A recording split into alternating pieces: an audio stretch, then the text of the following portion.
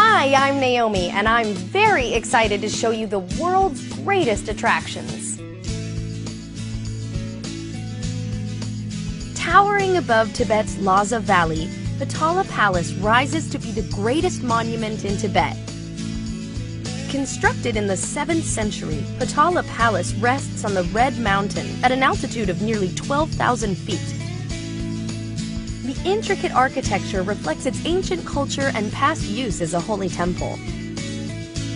The Red Palace, which sits at the center, represents power and honor. The white part of the structure was colored that way to symbolize peace. It once served as the residence for the Dalai Lama. Potala Palace, with all its history and legends, remains exceptionally well preserved. A stunning sight at any time of year, the Potala Palace is a wonder of the world. Thank you for watching our travel video series. See you next time.